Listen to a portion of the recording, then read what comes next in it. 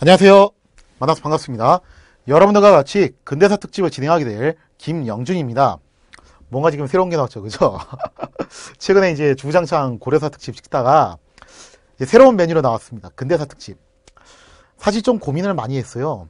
왜냐면 근대사라는 게 우리나라 역사에서 원체 또 뜨거운 감자다 보니까 이거를 할까 말까 하다가 특히나 이게 분량이 무지하게 많단 말이에요. 이거는 뭐 3부작, 4부작 이렇게 끝날 수 있는 문제는 아니고 거의 뭐 이제 몇십 부작까지 가야 될지도 모르는 상황이라 가지고 고민을 엄청나게 하다가 2017년 새해를 맞이한 기념으로 그래 깔끔하게 근대사를 시작을 하자 하고서 어디까지 달릴지 모르겠는데 일단 근대사 한번 손을 대보기로 결정을 했습니다. 근대사를 갖다 이제 시작을 할 때 보통 학술적으로는 강화도 조약부터가 근대사로 보고 있어요. 학술적으로 그렇게 돼 있고 교과서상으로는 그거보다는 약간 앞에 있는 흥선대원군부터 근대사로 분류를 해서 가르치고 있습니다. 그런데 근대사는 물론 이제 학술적으로는 강화도 조약이 맞기는 한데 그거를 하기에 앞서서 갑자기 짠하고 강화도 조약 들어가면 좀 그렇잖아요, 이게. 그죠? 그 과정까지 조선이란 나라가 왜 무너질 수밖에 없었는지 사실 저는 그 답이 어디 있다고 보고 있냐면요. 세도정치에 있다고 보고 있거든요. 그러니까 세도정치 하면 여러분들 머릿속에 굉장히 부정적인 인식이 강할 거예요. 악의 축, 만악의 근원, 세도정치 때문에 조선은 망했다. 그에 비해서 정조는 굉장히 훌륭한 군주였다. 정조가 조금만 더 오래 살았어도 우리 조선은 이렇게 식민지로 굴러떨어지지 않았을 텐데 라고 생각하시는 분들도 꽤 많이 계실 거예요. 실제로 그렇게 가르치시는 분도 꽤 많이 계세요, 보면은. 근데 저는 그 부분에 대해서 원론적으로 좀 질문을 던져보고 싶어요. 개인적으로 저는 정조가 굉장히 훌륭하고 유능한 군주였다는 점에서는 동의를 합니다. 근데 그거하고는 별개로 과연 정조에게 정말로 책임이 없냐는요, 별개 문제예요. 그거는 본인이 정말 유능하고 훌륭했냐고 그거하고 별개로 책임이 없었냐는 따로 생각해봐야 되는 문제라는 겁니다. 그 다음에 두 번째로 세도정치라는 게 진짜 여러분들이 생각하는 것처럼 그렇게 만악의 근원이었냐, 정말로 세도정치는 무조건적으로 절대 악이었냐. 우리가 역사를 놓고서 이제 얘기를 할 때 가장 조심해야 되는 게 뭐냐면은 이거예요. 어떤 역사를 처음 딱 접근을 할 때 미리 선악 구도를 잡는 겁니다. 이거는 선, 저거는 악. 그렇기 때문에 선이 악을 눌러야지 된다. 이런 선악 구도를 잡고서 역사를 접근하는 것은 굉장히 위험한 접근 방식입니다. 자, 그래서 우리가 역사를 살펴볼 때는요, 굉장히 객관적인 시각으로 볼 필요가 있어요. 물론 사람이 이상 100% 객관적일 수는 없죠. 그리고 요걸 보는 와중에 자신의 주관성이 어느 정도 내포는 될 수 있습니다. 그러나 가능하면 객관성을 유지하기 위해서 노력을 해야 되고, 또 두 번째로 중요한 사실은 우리가 기존에 알고 있었던 모든 지식과 사실에 대해서 계속 끊임없이 왜라는 질문을 던지면서 의문을 가져야 됩니다. 이것은 왜, 저것은 왜, 요것은 왜, 역사란 도대체 무엇인가? 역사가란 과거의 사실에 대해서 끊임없이 왜라고 질문하는 존재이다. 이게 바로 에드워드 카의 역사란 무엇인가에 나오는 굉장히 유명한 문구죠.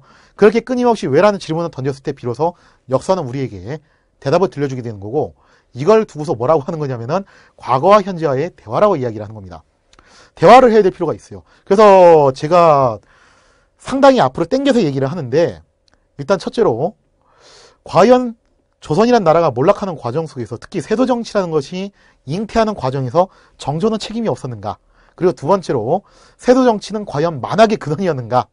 그 다음에 세 번째로 생각해볼 생각해봐야 될 게 뭐냐면은, 그럼 조선만 세도정치 같은 그런 시스템이 있었냐 이거예요. 과연 조선만 이런 문제점이 있었고, 조선만 당파 싸움을 했고, 조선만 이렇게 덜 떨어진 국가이냐 이거예요. 과연 다른 나라들은 어떠했는가? 이런 것들을 한번 비교를 해보면서 점차 근대로 넘어가는 방향을 한번 취해보고자 합니다. 자, 그래서 일본은요, 거창하게 시작을 하죠. 사도세자의 아들 왕이 되다. 누굽니까? 바로 정조죠, 그죠? 정조가 이제 왕이 되는 과정을 일부에서부터 이제 시작을 할 건데, 물론 제 목적은 이제 근대사로 들어가기 앞서서 과연 정조는 세도정치에 대해서 책임이 있었냐 없었냐 그거를 보는 거라서 정조의 모든 이야기를 다루진 않을 거고, 정조의 파트 중에서도 주로 이제 정치 쪽, 특히 이제 세도 정치하고 이제 연관이 있는 벽파 시파 이야기, 요쪽 라인을 중심으로 다루게 될 겁니다. 근데 요거 하기에 앞서서 여러분들한테 권유사항이에요. 이거는 뭐 하면 좋고 아니면 어쩔 수 없는 건데, 권유사항이 뭐냐면은 예전에 제가 촬영한 것들을 좀 찾아서 몇 개 보셨으면 하는 게 있어요. 첫째로 옛날에 제가 징비록 특집을 보시면요, 유튜브에 검색하면 나와요. 징비록 탑그레이드 치면 쭉 나올 건데 거기에 동서분강편이 있습니다. 그거를 일단 봐주셨으면 좋겠고요. 두 번째로 노론소론 특집이 있어요. 노론소론 특집을 한번 찾으셔가지고, 그게 제가 대박 특집이라고 제목을 썼을 거예요. 대박 탑그레이드라고 치시면은 노론소론 특집이 있습니다. 그거 한번 찾으셔서 보셨으면 좋겠고, 세 번째로 사도세자 특집. 이것도 역시 사도 탑그레이드 치시면 나와요. 그것도 좀 보고서 오셨으면 좋겠어요. 거기까지 다 보고서 지금 제 설명을 들으시면은 이해도가 굉장히 올라가실 거고, 그냥 그거 안 보고서 들으신다겠다 하시면요, 어쩔 수 없어요. 그것도 그냥 뭐 그것도 그러려니 하고 저는 그냥 이해하겠습니다. 그러나 가능하면은 여기까지 확실하게 숙지를 하고서 오시면은 훨씬 더 많은 도움이 되실 거다 라고 이렇게 부탁의 말씀 강연은 아니고 권유의 말씀을 드립니다. 자, 조선시대에 복잡했던 붕당 계보 한번 살펴보도록 하겠습니다. 사실 뭐 요쪽 얘기는요, 옛날에 다 한번 했던 얘기들이니까 그냥 짧게 짚고 넘어갈게요. 일단 살인이라는 것이 서인과 동인으로 갈라지게 됐는데, 그게 을해당론이라는 사건이었죠. 요거는 이제 동서붕당 특집 보시면은 나와요, 이 내용이. 그리고 동인은 다시 남인하고 북인으로 갈라지게 됐는데, 그 중요한 기점이 되는 사건이 기축옥사였어요.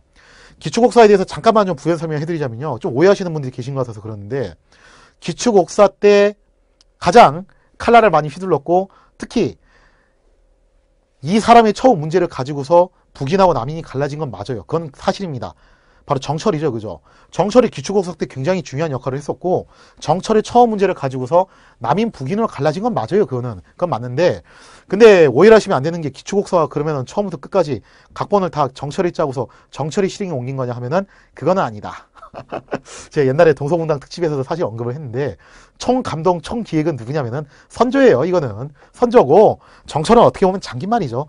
선조의 의중에 따라서 가장 확실하게 움직일 수 있는 행동대장, 장기말로 정철이 선택이 됐던 것이지, 엄밀하게 말하면 기축옥사의 총지휘자는 선조라고 보는 게 맞습니다. 자, 나중에 북인의 경우에는요, 영창대군을 지지할 것이냐 광해군을 지지할 것이냐를 가지고서 소북과 대북으로 갈라졌다가 뭐 결국 둘 다 인조 반정으로 인해서 전멸을 당하게 됩니다.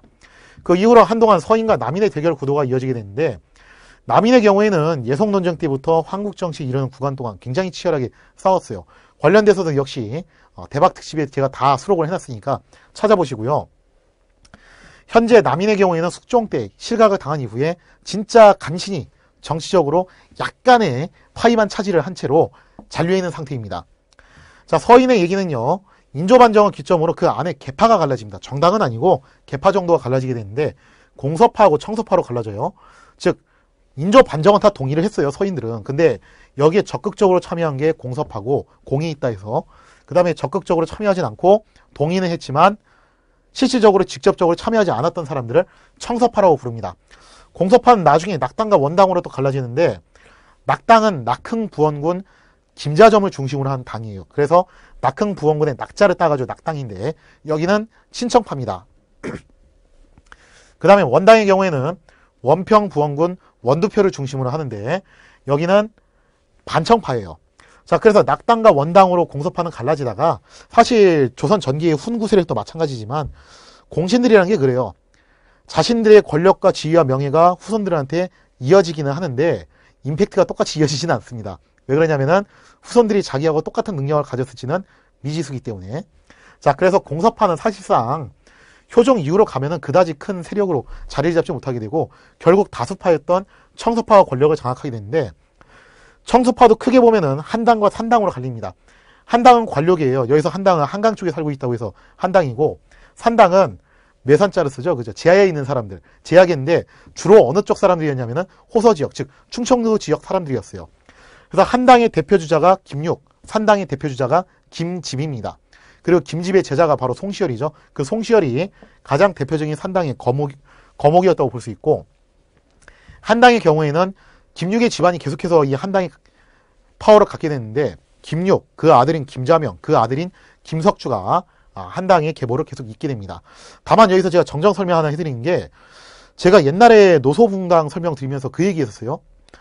김상원을 한당으로 분류를 했는데, 김상원이 한당에 들어갈 수 있는 조건은 있습니다. 관료였고 직접적으로 인조반정에 참여하진 않았지만 동의했던 사람이고, 그리고 수도권 서울에 살았던 사람이에요. 그러니까 한당의 조건을 다 갖추고 있는데, 저랑 같이 공부하는 사람 중에서 조선 후기 노론 쪽 공부하시는 친구가 있어요.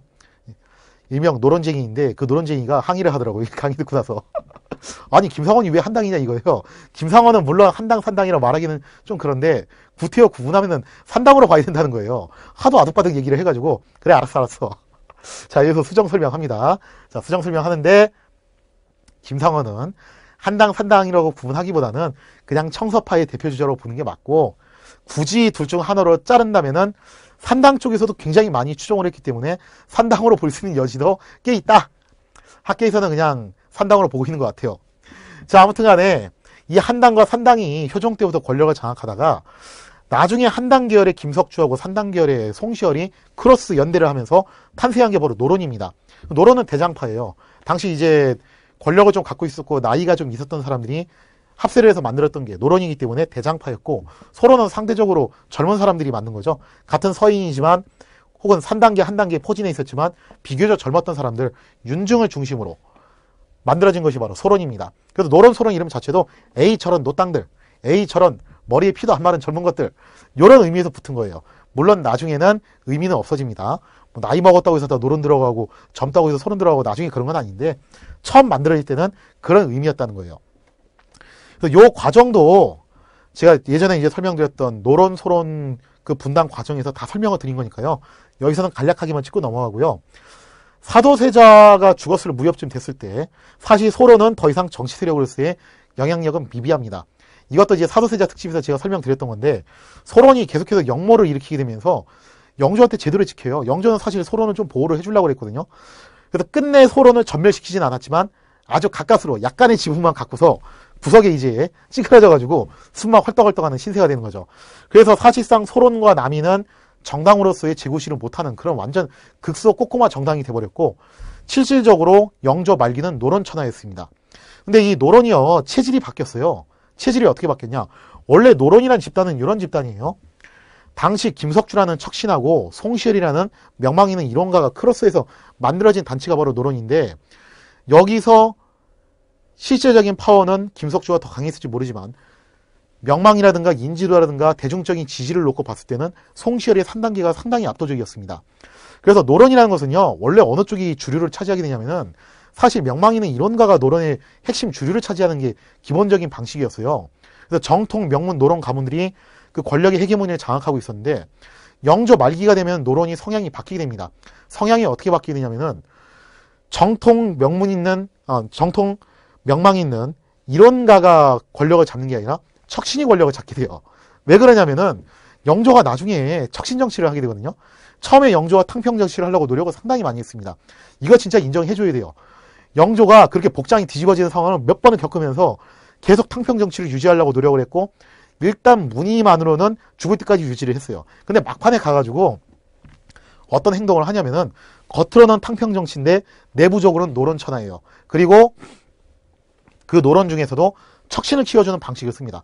아니 왜냐면은 그런 이론가들은 명망 있는 이론가들은 자기들 그 속된 말로 곤조가 있어가지고 신념을 쉽게 굽히질 않아요. 그러니까 왕이 어떻게 하자고 하면은 안 따라준다는 겁니다. 그러니까 영조가 답답한 거예요. 좀 내가 하자는 대로 해줬으면 좋겠는데 가만 생각해보니까 내가 하자는 대로 해줄 것 같은 게 누구냐면은 한미한 집안에서 척신을 만들어가지고 속성으로 키워주는 겁니다. 그러면 그 친구는 어떻게 하겠어요? 내 말이라고 하면은 그냥 아주 죽으라면 죽는 식인도 하는 그런 친위대가 양성이 되는 거죠. 그래서 그런 목적으로 영조가 막판에 실수를 하는데 척신을 키워줍니다. 그런 식으로 키워줬던 척신이 누구였냐면 바로 홍봉환이었어요. 진짜 아이러니한 게 뭐냐면은 사도세자의 죽음은 이런 사건이에요. 사도세자의 어머니였던 영빈이 씨가 요청을 하고 아버지였던 영조가 명령을 내리고 장인이었던 홍봉환이 앞장서서 집행을 했던 그런 사건이었습니다. 근데 이 사도세자의 죽음 이후에 홍봉환이 자기 사위가 그 광증으로 결국 시달림을 당하다가 뒤지에 갇혀서 비극적으로 죽었는데 그러면은 홍봉환의 힘이 약해져야지 정상인데 희한하게도 홍봉환이 그 이후로 굉장히 힘이 막강해졌다는 겁니다. 이건 왜 그런 거냐면은 영조와 홍봉환 사이에 일종의 이심전심 그죠? 덩지적 관계가 형성이 됐다는 거예요. 야 사도세자의 죽음은 어쩔 수 없는 대의였어. 아니 자네도 알잖아. 우리 세자가 얼마나 정신이 나간지. 아유 그럼요 전하 잘 알죠. 전하고 해서 제 사위를 뒤지에 넣어서 그렇게 죽이고 싶었겠습니까? 다 전하께서 대의를 위해서 선택을 하신 거니 제가 따른 거죠. 이러면서 서로 통하는 게 있기 때문에 홍봉환이 그 뒤로 막강한 권력을 갖게 돼요. 그래서 사도세자 죽음 이후의 영조의 치세를 놓고 보면은 크게 3단계로 구분할 수 있습니다. 그 3단계를 어떻게 나눌 수 있냐면은 먼저 1기 홍봉안 독주체제. 이때는 홍봉안이 킹왕짱이에요. 그 다음에 2기 홍봉안과 김기주의 대결체제. 그 다음에 3기 홍봉안이 아니라 홍봉안의 동생인 홍인환과 정후겸의 투톱체제. 이렇게 크게 3단계로 나눌 수 있는데 그만큼 초반에는 홍봉안이 상당히 막강한 권력을 지녔다는 겁니다. 근데 홍봉안 집안은 어느 쪽 집안이냐면요. 사도세자의 와이프인 해경궁 홍씨의 집안이에요. 그 아버지가 바로 홍봉안이라는 거예요. 즉 세자의 처가 쪽이라는 거죠. 근데 영조가 막판에 좀 약간 좀 거시기한 짓을 하죠. 또 이 사람이 노방티가 나가지고 그런지 왜 그런 선택을 했는지도 모르겠어요. 66세 다 되시는 할아버지가 15살짜리 소녀하고 결혼을 하니 그게 누굽니까? 바로 정순왕후 김씨 아닙니까? 그죠? 그 유명한 정순왕후인데 그 정순왕후 집안이 바로 김기주 집안이라는 거예요. 그러니까 지금 현재 양청리 간에 피 튀기는 대결이 벌어지게 된 거예요. 사도세자가 죽었을 때 시점까지만 하더라도 정순왕후와 그 처가 쪽 식구들은 파워가 강하지 못했습니다. 홍봉안하고 어떻게 덤벼볼 만한 그런 급이 안 됐어요. 체급 차이가 너무 컸다는 거예요. 근데 시간이 흐르면서 홍봉안의 독주체제가 계속 이어지게 되고 또 영조가 이거에 대해서도 약간 좀 이제 껄쩍지근하게 생각을 한다는 것을 눈치를 채면서 정순왕후 처가 쪽 식구인 김기주 집안이 권력을 쟁탈하기 위해서 덤벼들기 시작합니다. 자, 그래서 당시 왕이 살던 궁궐을 중심으로 홍봉안의 집이 북쪽에 있었고 김기주의 집이 남쪽에 있었다고 해서 홍봉안을 북당, 김기주를 남당이라고 얘기를 해요. 근데 이것도 정당이라고 말하긴 그렇고 그냥 일종의 개파투쟁이라고 보면 되겠습니다. 자, 그러면서 북당과 남당 사이에 권력투쟁이 발생을 하게 되는데 문제는 현재 여기서 어느 쪽이 파워가 아직까지 막강하냐면 북당이 더 파워가 막강해요. 그만큼 영조에게 신임을 얻고 있었던 사람이 홍봉안이었기 때문에 홍봉안이 계속해서 강력한 우위를 점하고 있었단 말이에요. 자, 근데 여기서 남당과 북당 양쪽을 다 안이 꼽게 쳐다봤던 게 있습니다. 그런 집단이 있어요. 그게 뭐냐면은 바로 청명당이에요. 이 청명당은 눈여겨봐야 되는데 청명당은 정통 노론 명문 가문들이에요. 여기는. 그러면서 이쪽에서는요. 뭘 주장하는 거냐면은 노론의 가장 핵심 이론, 성리학적인 도학 정치를 추구하는 겁니다. 그러면서 어떤 걸 강력하게 비판하냐면은 척신 정치는 정말 잘못된 거다. 척신 정치를 청산해야지만이 우리나라가 정치 기강이 바로 설 수 있다라고 주장하는 게 청명당입니다. 그래서 우리는 어떤 정치를 하겠다는 겁니까? 맑고 깨끗한 정치를 하겠다는 거예요. 실제로 청명당에 소속된 사람들은요. 되게 능력도 있었고 도덕적으로도 크게 문제가 없었고 당시까지만 해도 그리고 척신 정치를 극도로 혐오하는 사람들이었어요. 그래서 이 청명당에 해당했던 김종수, 심한지 이런 사람들 입장에서 봤을 때는 남당이 됐든 북당이 됐든 다 그냥 그 밥에 그 나물이고 그 척신이 그 척신인데 근데 이 청명당인 사람들은요 한 가지 특징이 뭐냐면은 상당히 현실주의자라는 거예요. 이게 노론이 되게 현실주의자들이 많아요. 이쪽이 여러분들이 생각하기에는 노론이라는 게 고리타분하고 앞뒤 꽉 막혔고 이런 사람들이 많을 것 같은데 의외로 현실주의자들이 꽤 있습니다. 이 청명당의 작전은 뭐였냐면은 적의 적은 동지다. 더 큰 적을 잡기 위해서 좀 작은 적하고는 손을 잡을 필요가 있다는 것이 청명당의 기본적인 전략 방침이었습니다. 자, 그래서 남당하고 북당으로 딱 놓고 보니까 지금 거학이 누구냐고 했을 때 북당이라고 본 거예요. 청명당은. 언젠가는 남당도 숙청의 대상이 되겠지만 일단은 누구랑 손을 잡자. 남당과 손을 잡고서 북당을 제거를 하고 그 다음에 남당을 제거를 해서 맑고 깨끗한 정치를 실현을 하자는 것이 청명당의 기본 방침이었습니다. 남당이었던 김기주도요, 뭐 그걸 전혀 이런 걸 생각 안 한 건 아니지만 자기도 현실적으로 북당의 홍봉안하고 제대로 맞붙기에는 세력이 약하기 때문에 어느 쪽을 좀 이제 섭외를 한 거예요. 그죠? 청명당은 섭외를 한 거죠. 자, 그래서 영조 말기로 가게 되면은 김종수가 이끄는 청명당과 김기주가 이끄는 남당이 연대를 해가지고 홍봉안의 북당과 대결을 펼치는 그런 구조가 만들어지는데 여기서 좀 이제 특이한 인물이 있습니다. 그게 누구냐면은 바로 정후겸이라는 사람이에요. 정후겸 보니까 위치가 좀 이상하게 돼 있죠. 남당에 반쯤 걸쳐져 있으면서 북당의 홍인환하고 딱 연결이 돼 있어요. 제가 일부러 이렇게 그려놨어요. 왜 그러냐면은 정후겸은 처음에는 남당이었어요. 그러다 나중에 노선을 갈아타가지고 홍인환하고 손을 잡게 되면서 영조 말년에는 이 둘이 투톱으로서 권력을 장악하는 그런 위치에 올라가게 됩니다. 자, 그러면 사도세자의 아들이었던 정조가 왕에 올라오는 그 과정을 살펴보기 위해서 백그라운드를 일단 당시 노론의 계파가 어떻게 갈라졌는지 설명을 드렸고요. 이제 사도세자와 그 주변 인물들과의 관계들을 통해서 한번 살펴보도록 하겠습니다.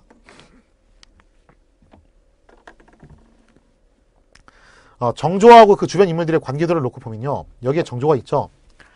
자, 일단 영조부터 시작을 할게요. 영조의 첫 번째 부인은 정성하고 서씨인데 자식이 없이 죽었어요. 그래서 후사가 없고 그 뒤를 이은 것이 정빈 이씨, 영빈 이씨, 정순왕후 김씨입니다.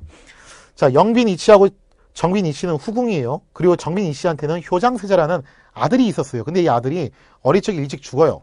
그러면서 영조는 애타게 아들이 나오기를 기다렸다가 누가 아들을 낳습니까?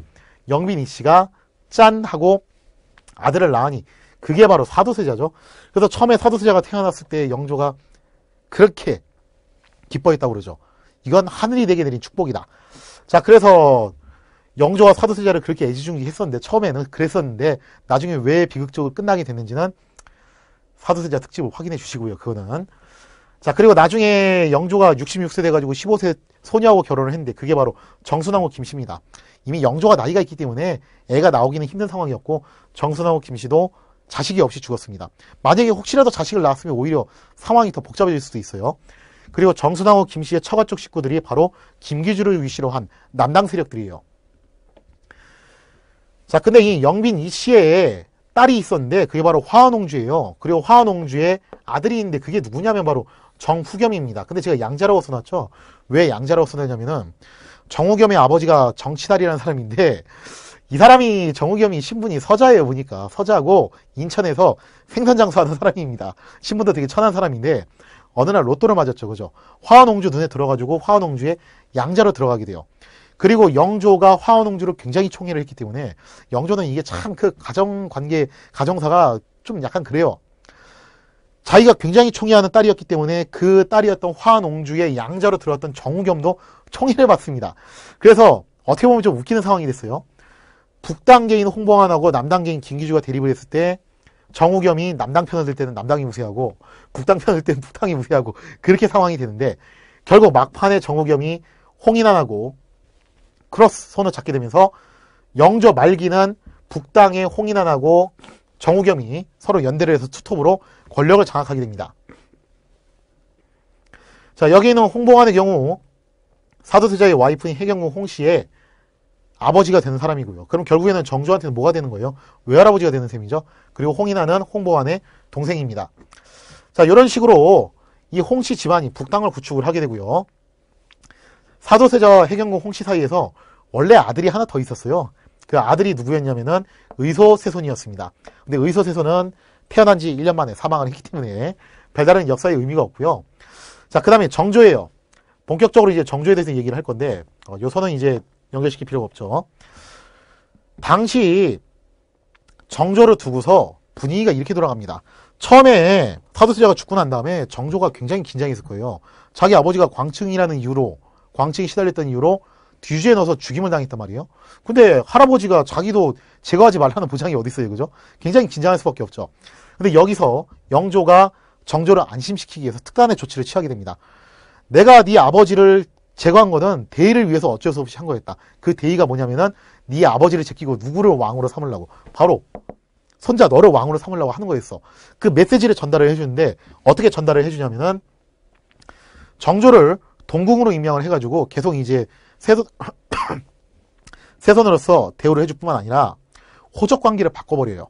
즉 사도세자의 아들인데 어쨌든 사도세자는 죄인이잖아요. 그죠? 역적이 아니에요. 이거 역적의 아들이라고 하시는 분들 계시는데 분명 죄목이 역적이 아닙니다. 광증으로 죽은 거예요. 광증으로 죄를 저질러서 죽었기 때문에 죄인의 아들이라고 하는 게 정확한 거지 역적의 아들이 정확한 게 아닙니다. 아무튼 간에 죄인의 아들이 왕이 된다는 건 좀 이제 껄쩍지근하기 때문에 호적을 바꿔가지고 누구의 아들로? 옛날에 죽었던 효장세자의 아들로 입적을 시켜버려요. 그래서 정조가 무슨 뭐 홍길동도 아니고 말이야. 아버지를 아버지라고 부르지 못하고 어머니를 어머니라고 부르지 못하니 얼마나 서로. 홍길동은 어머니를 어머니라고도 불렀지. 정조는 이제 해경궁 홍씨를 어머니라고 부르기도 좀 거시기한 상황이 돼버린 거예요. 자, 아무튼 이렇게 효장세자의 아들로 입적을 시켜가지고 정통을 바꿔버리죠. 자, 그렇게 해서 정조에게 정통성을 심어줘서 자기 뒤를 이어서 왕위를 계승할 수 있게끔 구도를 만들어줍니다. 자, 근데 처음에 북당과 남당이 어떤 식으로 정조를 접근을 했냐 하면요. 사실은요, 북당, 남당 둘 다 친정조파였어요. 무슨 얘기냐면은, 홍보안 입장에서는 왕인 영조가 어떻게든 사도세자를 제거를 하려고 하니까 여기에 손을 들어준 건데, 애초 자기 포지션이 거수기 아니에요. 그죠? 자기가 그런 목적으로 키워준 사람이니까 들어준 거예요. 근데, 걱정되는 거예요. 다음번 왕이 되는 게 내 손자인데 내 손자가 왕이 돼서 복수하겠다고 나서면 어떻게 하냐. 그러면은 외할아버지 했던 자기한테 책임을 물 거 아니에요. 그때 외할아버지 뭐 했냐. 우리 아버지 돌아가실 때 앞장서가지고 뒤주에 들어가라고 집행했던 사람이 우리 외할아버지 아니냐. 이런 식으로 나오면 자기가 처지가 굉장히 곤란해지기 때문에 홍보관은 수시로 영조에게 계속 이런 요구를 해요. 사도세자의 죽음은 대의였고 이거는 전하의 명령으로 하신 거다. 그렇기 때문에 나는 전하의 명령을 따라서 도와드린 죄밖에 없습니다. 이 얘기를 굉장히 많이 하게 돼요. 그리고 영조도 이 부분에 대해서 어느 정도 인정을 합니다. 자, 그래서 홍보관은 계속 정조에게 이렇게 얘기를 합니다. 지금 세손께서 보존되실 수 있는 것은 순전 누구 덕분이냐면은 우리 홍씨 집안 덕분입니다. 그거 잊지 마셔야 됩니다. 외할아버지인 제가 세손을 계속 보호를 하고 있으니까 이렇게 안전하게 계시는 거지. 만약에 제가 아니었으면 어떻게 됐겠어요. 생각만 해도 아찔하지 않으세요? 자, 이렇게 얘기를 하자 정조는 처음에는 어릴 적에는 고분고분하게 말을 듣다가 나중에 나이를 먹으면서 성인이 돼가면서 정조는요 홍보관의 이런 말들을 좀 이제 고깝게 생각했던 것 같아요. 그래서 사실 정조가 약간 좀 이런 뉘앙스의 대답을 했대요. 그러셨어요? 근데 할아버지, 사위는 죽게 내버려두고 세상 천지에 손자는 지켜주는 법도 있어요? 제가 할아버지를 어떻게 믿죠? 직설적으로 이렇게 말한 건 아니지만 이런 뉘앙스의 답변을 어느 정도 했던 것 같아요. 홍보관이 긴장을 한 거예요. 우리는 운명 공동체고 같이 가는 사이인 줄 알았는데 손자가 지금 자기를 안 좋게 보고 있다는 겁니다. 자, 그러면서 북당은 나중에 반정조파로 돌아서게 됩니다. 특히 홍보관이 정치 일선에서 물러나고 홍인환이 권력을 장악하게 되면서 정우겸하고 투톱체제로 갔을 때 이들은 철저한 반정조 세력으로 바뀌게 되는 거예요. 반대로 남당 측은요, 이것도 굉장히 많이 일어나는 오해인데 정순왕후하고 남당 측이 뭘 했었다. 사도세자를 모함해서 죽였고 또 정조 반대파였다라는 그런 이상한 이론들이 많이 있는데 사실 정순왕후는요 정조하고 밀월 관계였어요. 굉장히 사이가 좋았습니다. 나중에 왕이 되고 난 다음에도 그렇게까지 뭐 사이가 나빴던 게 아니에요. 절대로. 정조도 실제로 왕이 된 다음에 이런 얘기 했어요. 내가 이 자리까지 올라올 수 있었던 것은 다 누구 덕분이었다. 그거는 정순왕후 덕분이었다라고 말을 할 정도로 둘은 상당히 밀월 관계입니다. 둘이 자주 만났었고 실제로 정조가 정순왕후를 찾아가면은 정순왕후가 문화까지 마중을 가서 이제 보내줬을 정도로 그 정도로 둘은 굉장히 가까운 밀월 관계였습니다. 그러다 보니까 김기주도 당연히 친정조파였죠. 상황이 이런 거예요. 처음에는 서로 정조를 자기 쪽으로 끌어들이려고 미래 권력이니까 홍보관도 그렇고 김기주도 그렇고 북당과 남당이 서로 정조의 팔을 한 짝씩 잡고서 어떻게 하는 거예요. 우리 쪽으로 오라고 하는 거예요. 그러다가 정조가 의사표시를 한 거죠. 나는 여기는 좀 못 믿겠다. 근데 확실하게 그럼 여기는 믿겠다라고 말하냐면 또 그건 아니에요. 근데 김기주는 김기주대로 일단 여기하고는 거리가 떨어졌으니까 우리 쪽으로 잘하면 넘어올 수 있겠구나라는 그런 생각을 하게 됐는데 사실 요거는 김기주의 착각이었습니다. 왜 착각이었냐? 당시 남당과 손을 잡은 게 청명당이라고 그랬어요. 그리고 청명당의 당수가 바로 김종수였는데 김종수가 정조의 스승이었습니다. 그래서 같이 스터디를 하면서 김종수는 주구장창 무슨 얘기를 하냐면은 현재 우리 조선의 정치의 문제점이 뭐다? 그거는 바로 척신정치다. 그러니까 남당과 북당이 저렇게 권력을 가지고 아기다툼을 하는 게 아니냐. 저런 척신들을 쓸어버리고 우리처럼 맑고 깨끗하고 투명한 관료들을 가지고서 정치를 하셔야 됩니다 하고 정조하고 계속 그 얘기를 해요. 그리고 정조도 이 부분에 대해서 적극적으로 동의하고 공감을 하게 됩니다. 자, 그러면서 김종수를 위시한 청명당이 겉으로는 남당이 김기주하고 연대는 하고 있었지만 사실 결국 김종수 입장에서는 남당도 제거 대상인 거예요. 일단 더 큰 악인 북당을 제거하기 위해서 남당과 손을 잡았던 것이지 임시방편을 했던 것이지 진정한 의미에서 동맹은 또 아니었다는 거죠. 근데 김기주는 그걸 정확하게 간파를 못했던 것 같아요. 일단 정조가 홍보하고 거리가 좀 있으니까 자기 쪽으로 이제 붙겠지라고 생각했는데 그거는 순진한 착각이었고 실제로 정조가 왕이 되자마자 북당 남당 할 것 없이 전부 다 숙청을 당합니다. 자, 결국 정조는 청명당의 김종수하고 아주 끈끈한 사제의 연을 맺으면서 내가 왕이 되면은 뭐를 청산하겠다. 반드시 척신정치를 청산하겠다라는 그런 확실한 정치적 플랜을 짜게 됩니다. 당시 정조를 도와줬던 인물들이 누구였냐? 바로 홍구경. 굉장히 유명한 사람이죠. 그죠? 왕의 남자, 정조의 최측근. 자, 당시 정조의 최측근이었던 홍구경이 사실상 모든 작전을 총괄했던 사령탑으로 있었고요. 실제적인 행동대장으로는 동공관원으로 있었던 정민씨가 마찬가지로 정조의 굉장한 신임과 총애를 받고 있었습니다. 자, 이 두 사람은 젊은 축에 속하는 신하들이었고 나이 먹은 축에서는 김정수가 청명당을 이끌고서 정조를 지지해주고 있었고요. 그 다음에 뜻밖의 인물이 또 정조를 지지해줘요. 그게 누구냐면은 소론계통의 서명선이에요. 여기 좀 약간 아이러니한데 서명선이라는 인물을 놓고 보면 좀 재밌는 게 소론이에요. 이 사람은 소론이긴 한데 성향은 약간 친노론적인 성향을 갖고 있습니다. 그리고 북당이 됐던 남당이 됐던 그 어느 쪽에도 줄을 대지 않고 어떻게 보면 청명당처럼 굉장히 이제 중도적이고 객관적인 그런 세력을 유지하려고 노력했던 인물이 서명선이었어요. 그래서 이 서명선의 포지션을 홍구경이 알아채고서 스카웃을 해요. 스카웃을 해가지고 공홍상소를 올리게 됩니다. 여기서 말하는 공홍상소는 뭐냐면은 홍씨 집안을 공격하는 상소를 의미한다는 거죠. 자, 때는 언제였냐면 영조 말기였어요. 영조 말기에 현재 정치 상황은 이렇습니다. 홍봉환은 일단 정치 일선에서 물러났고 홍인환과 정우겸이 투톱으로 전국을 이끌어가고 있었는데 이 둘은 지금 그 고민이 있는 거예요. 정조가 왕이 되면 안 된다. 지금 현재 정조는 우리 집안을 안 좋게 생각하고 있고 그렇기 때문에 정조가 왕이 된 순간 우리는 끝장나는 거다. 그러면은 반대급으로 누가 권력을 장악하게 될 거냐? 김기주의 남당이 권력을 장악하게 될 거 아니냐. 그러니까 정조가 어떻게 해서든 왕위에 올라오지 못하도록 막아야 된다라는 그런 인식이 있었던 거예요. 자, 그래서 홍인환과 정우겸은 정조를 계속해서 견제를 하게 되는데 영조가 말년에 이제 건강이 정말로 안 좋고 슬슬 이제 손자한테 자리를 물려줘야겠다라고 생각하면서 대리청정을 넘겨주려고 합니다. 자, 대리청정을 넘겨주려고 했을 때 물어봐요. 당시 홍인환한테. 권력의 실세가 홍인환이었으니까. 세자가 정치에 대해서 과연 알고 있냐? 노론과 소론이 뭔지를 알고 있냐? 동인과 서인, 남인이 이게 뭔지를 알고 있냐? 정치에 대해서 과연 알고 있냐? 한번 대답해봐라. 그랬더니 홍인환이 뭐라고 얘기를 하냐면은 아주 유명한 얘기예요.